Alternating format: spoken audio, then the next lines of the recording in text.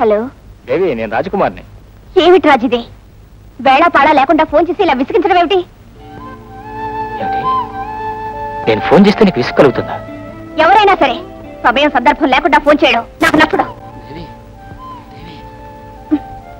దేవి, దేవి, ఏమిటి? ఎందుకు ఇలా మారిపోయావు? నేనేం తప్పు చేశాను? నా కోసం ఎదురు చూస్తూ నేను కనిపిస్తే ఆనందంతో పొంగిపోయా నువ్వు నేను ఇంటికి వచ్చినా ఎందుకు లేవనిపించావు? ఆ తర్వాత కాసేపట్లోనే ఎవరితోనే కలిసి ఎక్కడికి వెళ్ళావు? ఎందుకు వెళ్ళావు? ప్లీజ్ దేవి, దేవి. అంటే నా మీద డిటెక్షన్ చేస్తున్నావా మిస్టర్ రాజ్ కుమార్? నేను నా ఇష్టం వచ్చిన వాళ్ళతో నాకిష్టం వచ్చిన చోటికి వెళతాను. ఒడవడానికి నువ్వెవరు? దేవి, దేవి, రాత్రి వేళ ఇలా ఫోన్ చేసి మాట్లాడడం మర్యాద కాదు. ఏమైనా ఉంటే మరోసారి మాట్లాడుకుందాం. Good night.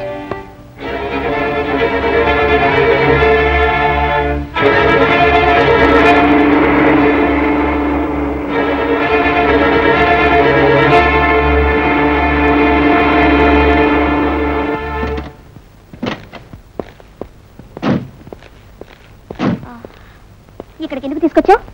నిజాన్ని తెలుసుకోవడానికి. దేని గురించి? నీలో వచ్చిన మార్పును గురించి. మార్పు అనేది మనిషికి సహజం.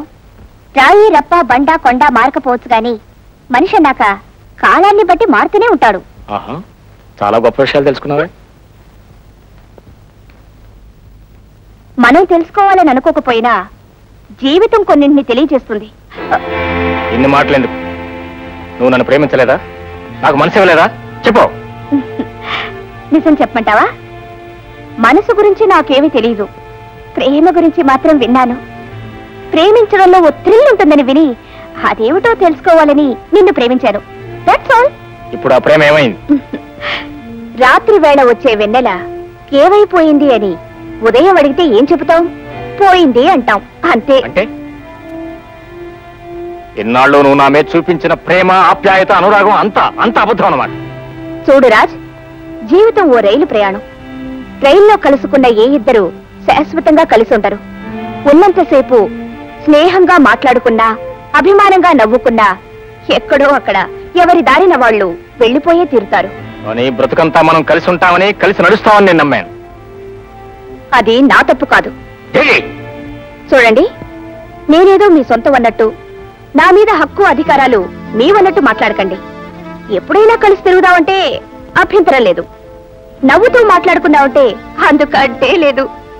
ఆ శేఖర్ నా మీద ఇష్టం అంటాడు. అతనితో సినిమాకు వెళ్తున్నాను. ఆ సితార్ ప్లేయర్ గోపాల్ నేనంటే లైక్ చేస్తాడు. అతనితో షికార్లకు వెళ్తున్నాను.